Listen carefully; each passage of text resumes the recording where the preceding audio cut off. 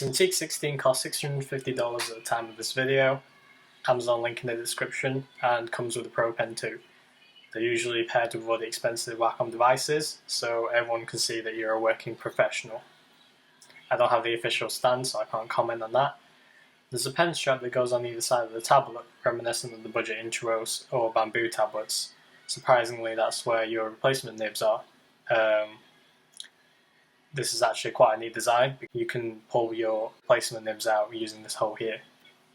Well, I'm going to go over the cables, and instead I'm going to give you a puzzle that you can figure out for yourself. So before heading into this review, you should probably know what a Cintiq / a pen display is, and if you've ever heard of Apple iPad Pros, essentially it'll be the same experience here. You hook this tablet up to a computer and there'll be a display, and you can draw on top of the display and it'll transfer into the software.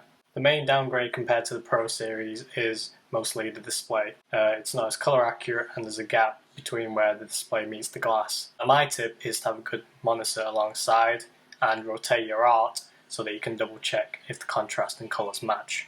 I have no problem with the matte texture. It feels like paper, and I like the feel of paper. But to be honest, I think the cable is kind of heavy to carry with the laptop and the Cintiq. You would also have to find an extra socket for this annoying plug here. I would personally keep the Cintiq 16 in the permanent spot. Hotkeys are replaced by the top buttons of the Pro Pen, and being a pen display virgin, I realised you can toggle between working on your monitor and your Cintiq, kind of turning it into a large Intuos Pro. But I really do like the extra value of toggling your display, and I think that gives the buyers more options. So the name says Wacom Cintiq 16, but in reality you get a surface area of 15.6 inches, which is 0.4 inches short of 16 inch. Though I would basically round that up to 16 inches because, you know, just speaking from personal experience, it helps sell a lot of things. The reality is, if you like working in the blind, you'll never make use of the whole screen. And why is that? Because all your art softwares will have tools on the side, and your actual canvas area may be smaller than, say, 15.6 inches. So you're never really going to quite get the full screen unless you were to full screen everything, but then you won't be able to see your tools, you won't be able to see your colour wheel, and that may not be ideal for your drawing experience. As with all Wacom tablets, the selling point is reliability and drawing experience. I'm glad to say here it's no different. Strokes are pretty much on point. It's always really excellent to draw on, as well as the parallax between when the display updates and when you move your pen is really good. It's really nice. I have no problems with it whatsoever. So to sum up this video, the main question I want to answer for you guys is it worth $650? And in my opinion, no, it's not worth $650. And I'm going to tell you why. Because I think it's only ever worth buying this tablet if you're getting paid to draw as an illustrator. And if you're a professional artist, you should always strive to get the best display out there. You need to know that what your client is getting is the same as what you're producing on these pen displays. So for the most part, you know, yeah, you can get by with two monitors, one monitor that actually displays color correctly and contrast, but it's not enough.